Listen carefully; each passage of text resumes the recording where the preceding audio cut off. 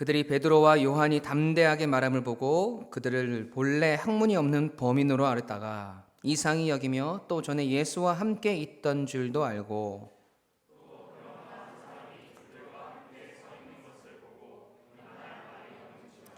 명하여 공회에서 나가라 하고 서로 의논하여 이르되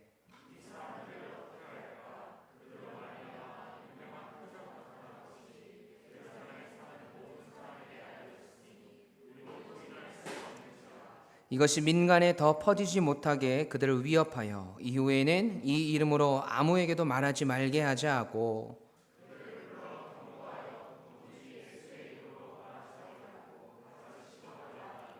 베드로와 요한이 대답하여 이르되 하나님 앞에서 너희의 말을 듣는 것이 하나님의 말씀을 듣는 것보다 옳은가 판단하라.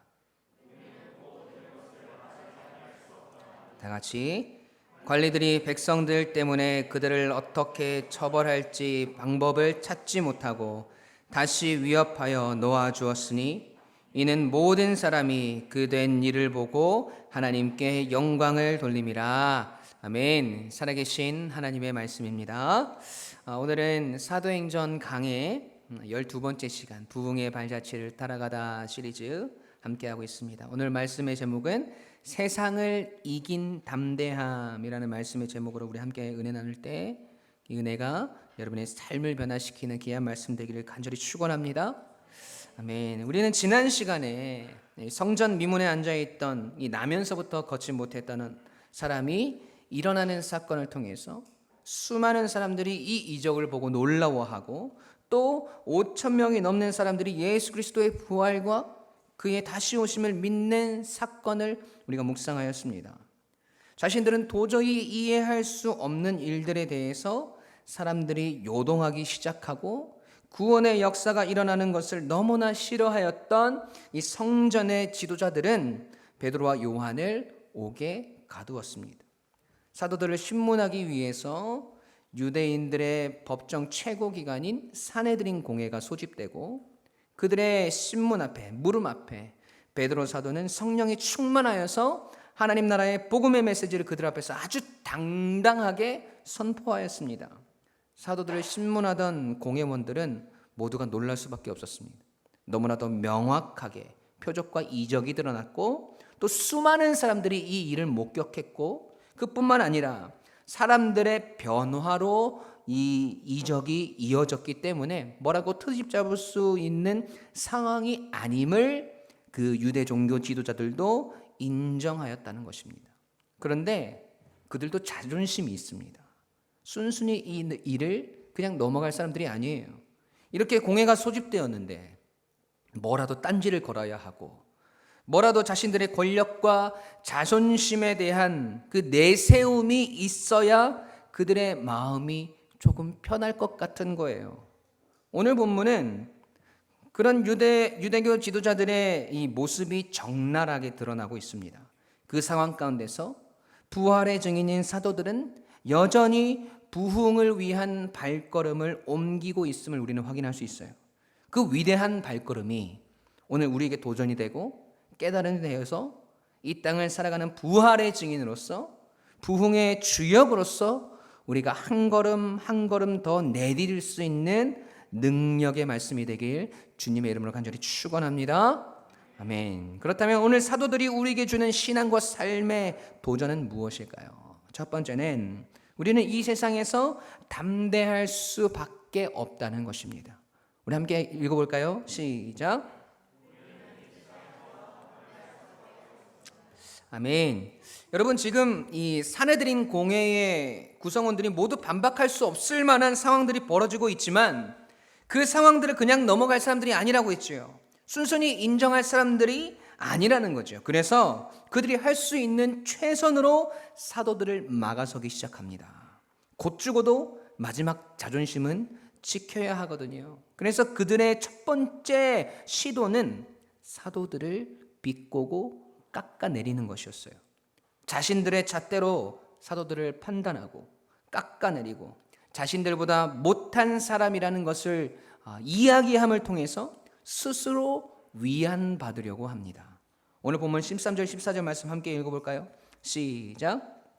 그들이 베드로와 요한이 담대하게 말함을 보고 그들을 본래 학문 없는 범인으로 알았다가 이상히 여기며 또 전에 예수와 함께 있던 줄도 알고 또 병 나은 사람이 그들과 함께 서 있는 것을 보고 비난할 말이 없는지라. 아멘. 여러분, 유대 종교 지도자들은 지금 벌어진 상황 가운데 비난할 말이 없습니다. 그런데 사도들을 향해서 그들이 말하는 내용이 무엇입니까? 13절 중반부부터 보세요. 그들은 본래 학문이 없는 범인으로 알았다가 이상히 여기며 라고 이야기하죠. 여러분, 여기서 학문이 없는 범인이라는 말은 무슨 범죄를 저지르는 범죄자라는 말이 아니에요. 여기서 범인이란 말이 헬라어 원어로 안드로포스라는 말이거든요. 안드로포스. 그 뜻이 그냥 인간, 성인 남자를 말합니다. 그러니까 학문이 없는 범인이라는 말의 뜻은 학문이 없는 사람으로 우리가 이해할 수 있겠죠. 이 대목을 우리가 볼 때 사도들이 너무나 무식한 사람, 아무것도 모르는 어부였던 사람들, 지금 우리식으로 이야기하면 초등학교도 못 나와서 낯 넣고 기억자도 모르는 사람이라고 우리가 오해할 수 있는데 그런 내용들이 아니에요. 이 말의 의미가 무엇이냐면 이들이 전문가가 아니란 뜻이에요. 다시 말해서 지금 베드로가 이야기하는 하나님에 대한 이야기들, 그리고 신학적이고 전문적인 말들을 도저히 베드로 같은 사람이 할 수 있는 말이 아니라는 거죠. 그들의 입장에서는 이 베드로가 그런 말을 할 자격이 없다라는 거예요. 비인가 설교자라는 거죠. 이런 반응이 이해가 가는 것이 이 사내들인 공회에 있던 사람들은 평생을 하나님과 하나님의 말씀인 율법에 대해서 연구하고 공부하고 가르쳤던 사람들이거든요. 그래서 바리새인이라는 타이틀도 얻게 되고 서기관도 되고 사내들인 공회의 일원이 되었거든요. 일종의 라이센스를 보유한 사람들이라는 거죠. 그런데 어디서 듣도 보도 못한 어부 출신이 나타났습니다. 분명히 갈릴리 촌사람이고 어부 출신이고 랍비로서 교육을 받은 정규 과정을 밟은 것도 아니고 서기관으로서 입문하는 코스를 밟은 것도 아니고 그냥 예수와 함께 있던 사람들인데 어떻게 저렇게 전문적인 문체를 사용하고 신학적인 표현들을 할 수 있는가 하는 것이지요. 기가 막힐 노릇인 거죠. 여러분, 그런데 지금 유대 종교 지도자들이 이렇게 놀라고 기가 막혀 할 수밖에 없었던 일에는 베드로가 담대하게 선포한 복음의 내용도 있었지만 복음을 선포하는 베드로의 태도에서 그들이 더 놀랐던 거예요. 여러분, 그 태도가 어떤 것이었습니까? 오늘 본문 13절 초반절 말씀 함께 읽어볼게요. 함께 읽습니다. 시작. 아멘. 여러분, 무엇이 그들을 놀라게 했습니까? 베드로와 요한의 담대함이었습니다. 베드로와 요한이 담대하게 복음을 선포하는 모습을 보고 그들이 놀랐던 거예요. 여러분, 담대하게라는 말은 사전적인 의미로 겁이 없이 배짱이 두둑하다라는 뜻이에요. 성경적이고 이 헬라적인 표현으로는 기탄 없이 말하다의 뜻을 가지고 있어요. 또는 어려움이나 거리낌이 없다라는 뜻을 가지고 있죠. 여러분, 이 말은 이 세 가지의 이 헬라적 용법으로 우리가 쓰는 단어인데 어떤 경우에 이 담대하게라는 이 헬라어를 쓰냐면 첫 번째는 공개적으로 이야기할 때입니다. 숨어서 소근소근 은밀하게 속삭이는 그런 태도가 아니라 아주 당당하게 서서 아주 공개적으로 이야기할 때 이 담대하게라는 의미를 써요. 그리고 두 번째는 거리낌 없이 말할 때 이 단어를 씁니다. 아주 소극적이고 움츠러들면서 누가 뭐라 할까봐 눈치 봐가면서 이런 태도가 아니라 아주 당당하게 거리낌 없이 누가 뭐래도 자신의 의사를 표현할 때 이 담대하게라는 단어를 쓴다는 거죠. 그리고 세 번째가 아주 중요해요. 이 세 번째는 확신을 가지고 말할 때 이 단어를 사용합니다. 예수님께서 부활하셨다고 하던데요. 우리가 예수 그리스도를 믿으면 하나님 나라에 가게 될지도 모른다고 하던데요. 이렇게 모호하거나 의심의 여지가 있는 말이 아니라 단 1%의 의심의 여지도 없는 완전한 확신을 가지고 이야기할 때 이 담대하게라는 표현을 사용하는 것이에요. 그러니까 베드로와 요한이 담대하게 말했다는 것은 유대 종교 지도자들 앞에서 공개적으로 또 거리낌 없이 그리고 확신을 가지고 이야기했다는 것이에요. 무엇에 대해서? 누구에 대해서? 예수 그리스도에 대해서요. 유대 종교 지도자들이 그렇게 미워하고 싫어하는 예수 그리스도에 대해서 공개적이고 거리낌 없고 확신을 가지고 이야기하는 사도들의 담대함을 통해 그들은 사도들의 선포를 인정할 수밖에 없는 자리까지 가게 됐다라는 거예요. 여러분, 이 일은 매우 위대한 상징성을 가집니다. 예수 그리스도를 거부하고 예수 그리스도를 비난하고 예수 그리스도를 십자가에 못 박은 그들, 그리고 이 세상이 예수 그리스도를 인정할 수밖에 없게 되었다는 것이죠. 성령의 역사와 사도들의 담대함을 통해서 여러분, 이 세상이 꼬리를 내린 거예요. 여러분, 사도행전은 하나님의 역사이며 성령의 행진이지만 하나님 나라의 일을 이루어가는 일들은 반드시 우리를 통해서 펼쳐진다는 사실을 여러분 분명히 기억하셔야 합니다. 그렇기 때문에 오늘 우리가 사도행전의 부흥의 발자취를 따라가면서 그 부흥을 이 땅에 이루어가기 위해서는 이러한 일들이 우리의 삶 가운데도 동일하게 일어나야 함을 믿습니다. 여러분, 세상이 우리의 모습을 보고 꼬리를 내릴 수 있도록 우리가 이 세상 앞에 담대하게 복음을 들고 서야 한다는 것이에요. 여러분, 오늘날 이 담대함들이 우리에게서 얼마나 많이 사라져 가고 있어요. 하나님과 복음에 대해서 공개적으로 거리낌 없이 그리고 확신을 가지고 선포하며 그 증인으로서 우리가 살아가는 것이 얼마나 어려운 일이 되었냐는 겁니다. 담대하게 말하는 것의 성경적 의미가 여러분 무엇이었어요? 공개적으로 거리낌 없이 확신을 가지고 살아가고 선포하는 것이지 않습니까? 그런데 우리는 때론 공개적으로 복음을 선포하거나 수많은 사람들 앞에서 내가 그리스도인이라고 자랑하고 선포하기를 꺼려합니다. 거리낌이 없어야 하는데 오히려 주눅들고 사람들의 눈치를 보면서 복음을 전하려고 합니다. 사람들의 비아냥거림과 비꼬는 말들 속에 우리가 위축되어서 확실한 믿음의 증거가 우리 안에 없어서 우리의 확신이 점점 사라져가고 우리 속에서도 역시 복음에 대한 의심들이 그들과 똑같이 자라나고 있지 않냐는 겁니다.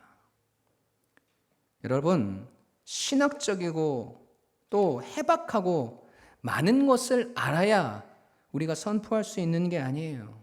여러분, 베드로가 선포한 게 뭡니까? 하나님의 살아계심이잖아요. 예수 그리스도의 십자가 사건과 부활이잖아요. 그 구원에 대한 복음의 메시지지 않습니까? 여러분, 그거면 충분한 겁니다.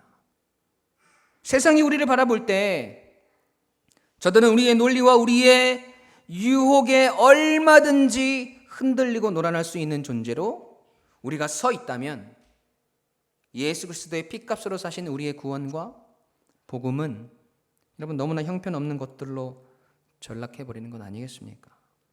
우리의 확신을 통해서 세상을 변화시켜야 하는데 이도 저도 아닌 우리의 모습을 통해서 세상이 변화하기는커녕 우리의 삶의 자리가 변화하기는커녕 오히려 예수 그리스도를 더 불신하게 만드는 자리로 우리가 걸어가고 있는 것은 아닐까요? 여러분, 그런데요, 우리가 담대할 수밖에 없는 그 이유가 있어요. 우리가 더 담대함으로 이 세상에 서야 할 이유가 있다는 거예요. 세상의 수많은 유혹들 속에서 세상의 꼬임과 거짓들 앞에서 우리의 담대함들, 하나님을 향한 확신들이 점점 사라져가고 우리가 흔들릴 때 우리가 기억해야 할 것, 그때에도 여전히 우리 하나님은 우리에 대한 확신을 버리시지 않는다는 것입니다. 여러분 시편 2편에 보면요, 다윗은 이방 나라들이 분노하고 수많은 민족들이 헛된 일을 꾸미고 세상의 군왕들과 관원들이 서로 꾀하여서 다윗 자신을 치려고 할 때 그가 믿음으로 선포하는 내용이 있어요. 시편 2편 10절과 11절 말씀이에요. 함께 내가 다윗이라 생각하시고 함께 큰 목소리로 선포해 봅시다. 시작.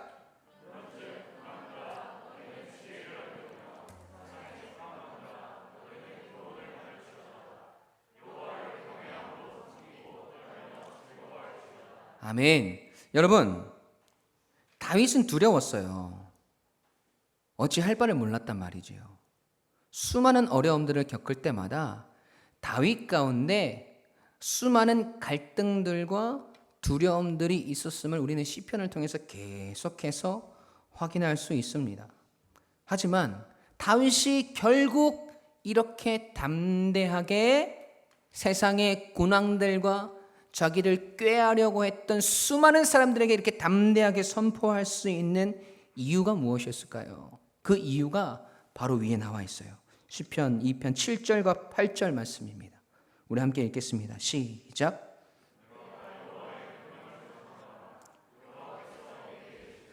너는 내 아들이라. 오늘 내가 너를 낳았도다. 내게 구하라. 내가 이방 나라를 내 유업으로 주리니 내 소유가 땅끝까지 이르리로다. 아멘. 하나님께서 다윗에게 확신을 주시는 거예요. 너는 내 아들이라. 오늘 내가 너를 낳았도다. 여러분, 이 말은 천하 만물을 창조하시고 온 세상의 통치자 되시는 분이 나를 낳으신 아버지이시기 때문에 나를 흔들고 넘어뜨리려고 하고 하나님에 대한 확신을 의심하게 만드는 그 상황 가운데서도 내가 담대하게 나아갈 수 있는 원동력이 된다는 거예요. 나를 향한 하나님의 변하지 않는 그 확신. 내가 흔들려도 하나님께서 나를 확신하시기 때문에 너는 내 아들이라. 그러니 걱정하지 말아라. 그 하나님의 확신을 통해서 내가 하나님을 확신할 수 있고 그로 인해서 우리가 담대하게 살아갈 수 있다는 것입니다. 아니요, 담대하게 살아갈 수밖에 없다는 것이. 여러분, 지금 사도들은 그 확신으로 서 있는 것입니다. 그것이 담대함으로 드러나게 되는 것이에요. 사랑하는 성도 여러분, 하나님은 지금 여러분을 확신하고 계세요. 여러분 믿으세요. 너는 내 아들이라. 너는 내 사랑하는 딸이라. 그러니 걱정 말아라. 담대하라. 여러분, 이제 우리는 이 세상에서 담대해야 할 이유와 근거를 충분히 확인했습니다. 하나님이 우리를 확신하고 계시고 변하지 않는 그 사랑으로 끝까지 우리를 지키실 것을 확증하셨어요. 여러분, 이제 우리의 차례입니다. 여러분, 담대하십시오. 할렐루야. 나의 삶 속에서 여러분, 주님을 공개하는 것을 두려워하지 마세요. 세상의 눈치를 보느라 주님을 숨겨두지 마시라고요.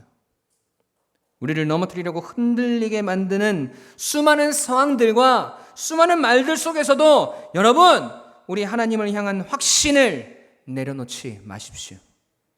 나는 넘어져도, 나는 쓰러져도 나를 향한 변함없는 확신과 믿음으로 나의 손을 잡아주시는 하나님 아버지를 바라보십시오.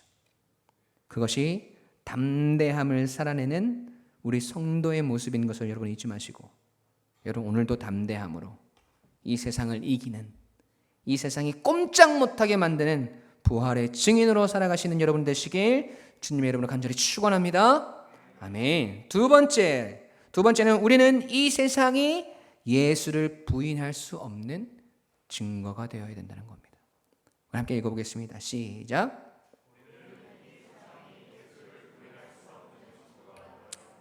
아멘. 우리가 이 세상에 예수님을 부인할 수 없게 만드는 증거가, 증명이 되어야 된다는 거예요. 오늘 본문 15절 16절 말씀 함께 읽어보겠습니다. 함께 읽습니다. 시작.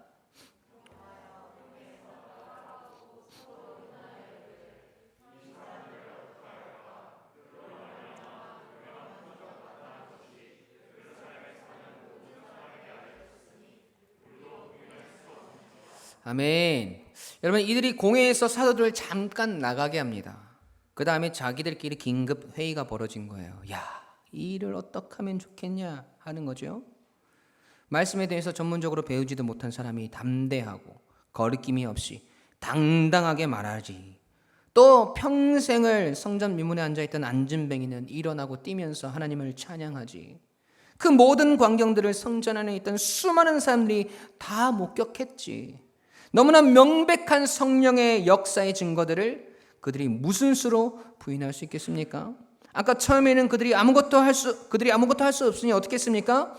자신들의 자존심이라도 세우려고 사도들을 막 비꼬고 깎아내렸죠. 제대로 배우지도 못한 놈들이, 저런 총것들이 라고 하면서 자신들의 학문의 전문성을 내세웁니다. 그런데 그들은 더 이상 할 말이 없는 거예요. 그래서 방법을 바꾸기 시작했습니다. 비꼬아도 안 되고 깔아내려도 안 되고, 그러니까 이제 사도들을 위협하려고 합니다. 17절 말씀 보세요. 이것이 민간에 더 퍼지지 못하게 그들을 위협하여 이후에는 이 이름으로 아무에게도 말하지 말게 하자 하고. 아멘. 여러분, 그리고는 다시 사도들을 불러서 이야기하는데 그 표현이 참 재밌어요. 18절 말씀 함께 보세요. 함께 읽겠습니다. 시작.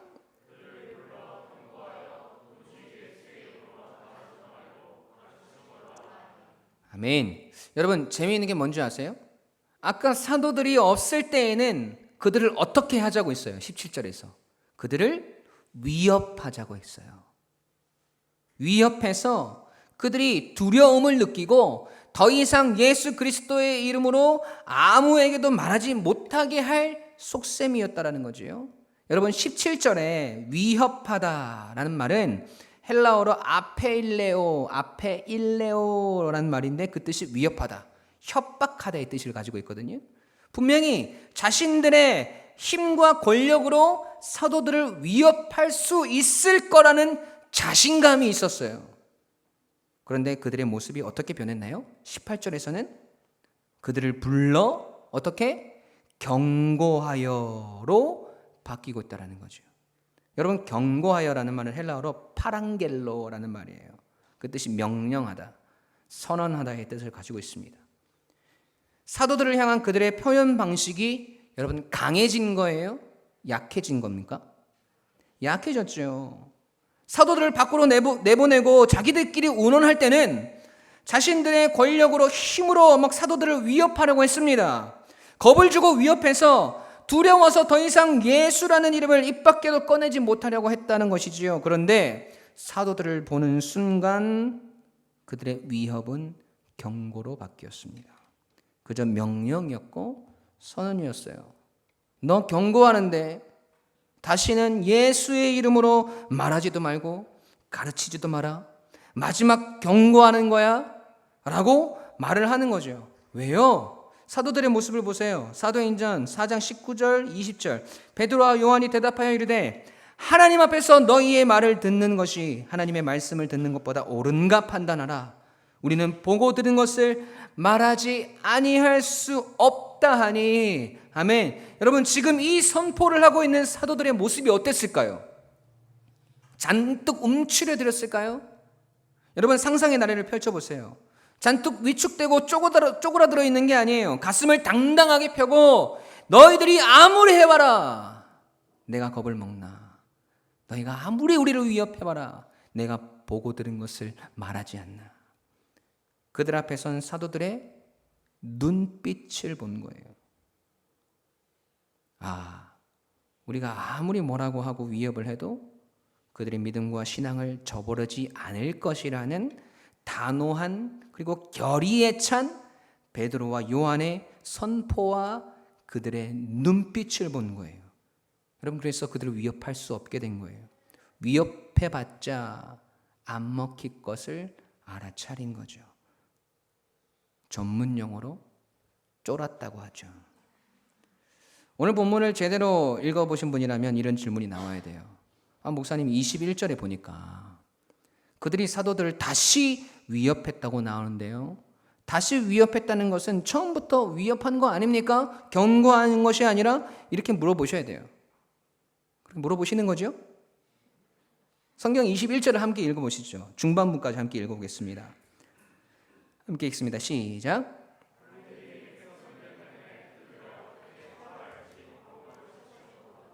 다시 위협하여 놓아주었으니, 아멘. 여러분, 여기서 다시 위협하여 라는 말이 프로샤페일레오라는 말이거든요. 아까 17절에 위협하다, 아페일레오라는 말이 비슷하죠.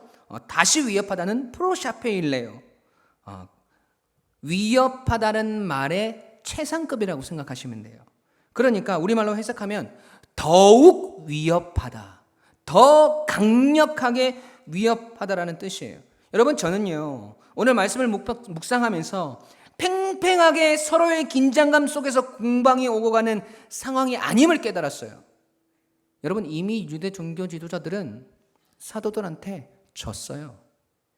더 이상 자신들이 할 말이 없으니까, 잡아놓을 근거가 없으니까 뭐라도 하기는 해야겠고, 고작 할 수 있는 것이라고는 사도들을 위협하는 것밖에 없는데, 위협을 하려고 하니까 사도들의 단호한 모습에 그렇게 하지도 못하겠고, 그리고 이제 놓아주어야 하는데 화는 나고, 그러니까 마지막으로 더욱 위협적으로 사도들에게 이야기하는 거죠. 여러분, 쉽게 생각하면 이런 상황이라고 보시면 돼요. 여러분, 막 아는 건 많고 공부 잘하는 이 공부벌레 친구가 한 명 있어요. 근데 그 친구가 자기는 공부도 잘하지만 싸움도 잘하는 것처럼, 강한 것처럼 사람들에게 보이고 싶은 거예요. 그래서 주변에 싸움을 잘하는 친구들도 많이 사귀었어요. 그런데 어느 날 갑자기 시골 출신 촌뜨기 한 명이 전학을 왔습니다. 그런데 그래서 이 친구의 길을 첫날부터 확 꺾어버리고 싶은 거예요. 자신의 강함을 드러내기 위해서. 그래서 점심시간이 되면 내가 요 놈을 해치워야 되겠다 마음을 먹고 점심시간을 기다립니다. 친구들 데리고 전학 온 친구에게 뚜벅뚜벅 걸어가죠. 자기들끼리 막 서로 장난을 치면서 이야기했을 거예요. 야, 오늘 내가 어떻게 하는지 봐봐. 남자의 강함이라면 뭔지 내가 오늘 보여줄게. 막 이러면서 허세를 떨면서 걸어가는 거죠. 그런데 전학 온 녀석의 눈빛이 장난이 아닌 거예요.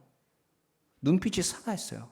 막 키도 작고 땅딸만한데 누가 봐도 저기 산골에서 오는 것 같은데, 보아하니 깡도 장난 아닌 것 같고 다부진 거예요.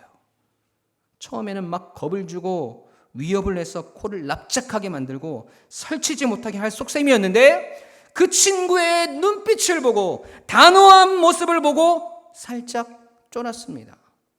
처음에는 이런 마음이었어요. 야, 너 학교에서 고개 들고 다니지 마라. 납작 엎드려서 살아라. 설치다가는 아주 그냥 골로 가는 수가 있어? 어디서 전학생이 겁도 없이 눈에 힘을 빡 주고 있어? 눈 깔어. 이렇게 이야기할 마음이었다는 거죠. 그런데 막상 그 친구 앞에 가서는 이렇게 이야기를 합니다. 말하는 뉘앙스가 완전히 달라진 거예요. 야, 너 전학생, 학교에서 막 설치고 다니면 너 큰일 난다. 여기서 무서운 아이들이 얼마나 많은 줄 아니? 너 그렇게 눈에 힘주고 다니다가는 너에게 나쁜 일이 생길 수도 있어. 그러니까 그러지 마라. 이렇게 이야기하고 그 자리를 떠나는 거예요. 여러분, 그런데 주변 친구들이 막 비웃어요. 야, 뭐냐? 야, 처음에는 막 죽일 것처럼 하더니 막상 앞에 가니까 아무 말도 못하네? 꼬랑지 팍 내리네? 친구들이 이러니까 자존심이 상해요. 그런데 이미 그 자리는 떠났고 친구들 틈에 둘러싸여 가면서 마지막으로 이렇게 이야기하는 거죠. 야, 건들지 마. 나 할 말 있어. 야, 너 똑바로 해. 너 눈에 힘 안 푸냐? 너 그렇게 살면 학교 생활 고달파질 줄 알아? 눈 안 걸어? 야, 말리지 마. 아무도 안 말리는데. 자기 혼자, 나 있어봐. 나 할 말 있다고. 그렇게 더 화를 내는 거죠. 여러분, 누가 이긴 걸까요? 과연 누가 승자일까요? 여러분, 그렇게 화낸 친구가 이미 진 거죠. 이미 눈빛에서, 아우라에서 진 거예요. 그런데 마지막 자존심이 있으니까 그 자리를 떠나면서 자기 자존심 세우는 거죠. 친구들한테 쪽팔리면 안 되니까 뭐라도 하는 거죠. 이미 상황은 끝났는데 창피하니까 더 화를 내는 거예요, 마지막에. 여러분, 이것이 사도들과 사도들인 공회원들의 모습이고 우리 그리스도인들과 이 세상의 모습이에요. 여러분, 이 세상은요, 우리가 예수 그리스도에 대한 확신을 가지고 사도들과 같이 담대하기 시작하면 여러분 떨게 되어 있어요.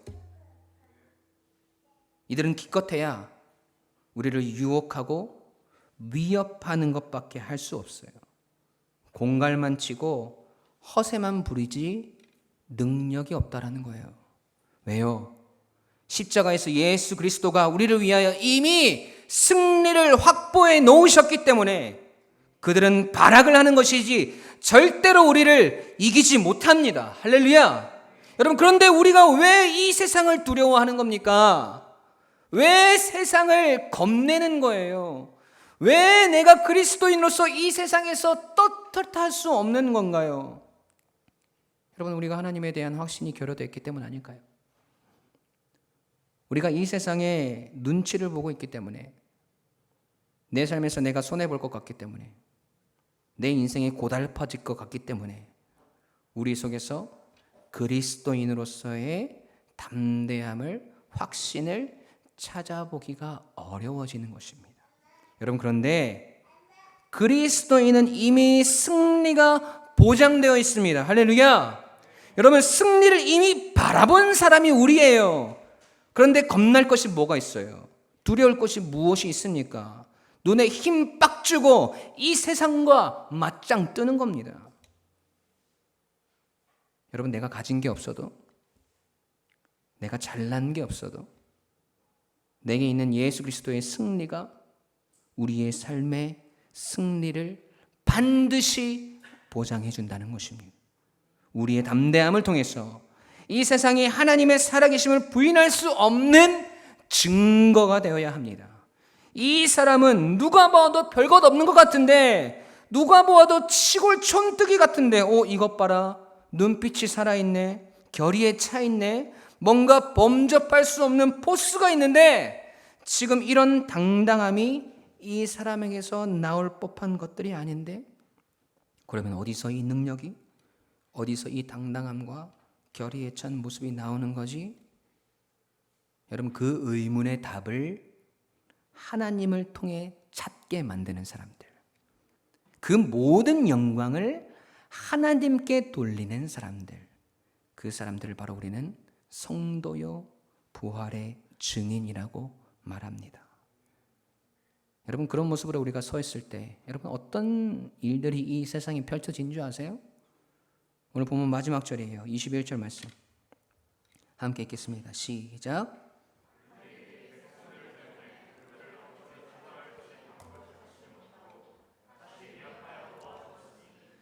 이는 모든 사람이 그대의 일을 보고 하나님께 영광을 돌리리라. 아멘. 사내들인 공회 앞에서 여전히 담대하게, 여전히 당당하게 확신을 가지고 서 있는 그들의 모습을 통해서 사도들은 풀려나게 되고, 이 모든 일들을 목격한 사람들은 하나님께 영광을 돌립니다. 여러분, 아니, 사도들이 목숨 걸고 공회 앞에서 담대하게 서 있었던 것인데 왜 저 사람들은 정말 대단한데, 저 사람들은 깡이 장난이 아닌데, 너무 멋진데, 이렇게 사도들을 칭찬해야 하는 것이 맞지 않습니까? 그런데 사람들은 하나님께 영광을 돌린다는 거예요. 사도들의 그러한 확신과 담대함을 통해서 이러한 승리를 이끌어내시는 분이 하나님이심을 사람들은 바라보게 된 것이고, 느끼게 된 것이고, 확인하게 된 것이고, 확신하게 된 것입니다. 여러분, 세상을 두려워하지 마십시오. 지금 우리 앞에 닥쳐진 문제들 앞에서 여러분 기죽지 마세요. 눈치 보지 마세요. 담대하십시오. 용감하게 이 세상에서 내가 하나님의 사람인 것을 자랑하세요. 그리고 우리가 나아가야 할 우리의 오늘을, 그 오늘을 그리스도인답게, 하나님의 자녀답게 여러분 살아가십시오. 여러분, 사자는 절대로 개에게 쫄지 않아요. 왜냐하면 이미 승리한 것을 알고 있기 때문이에요. 이 땅을 살아가는 우리 성도의 삶이 여러분, 이러한 담대함과 결의에 찬 확신의 눈빛과 당당함들을 통해서 하나님의 살아계심과 역사하심을 이 세상이 반박할 수 없도록 결국 그들도 하나님께 영광을 올려드리는 그날이 속히 올 수 있도록 증인과 증거의 삶을 살아가시는 우리 모든 유광침례교회 가족들이 되시길 주님의 이름으로 간절히 축원합니다. 여러분, 요한복음 16장 33절에서 주님이 이렇게 말씀하셨어요. 함께 읽어볼까요? 시작.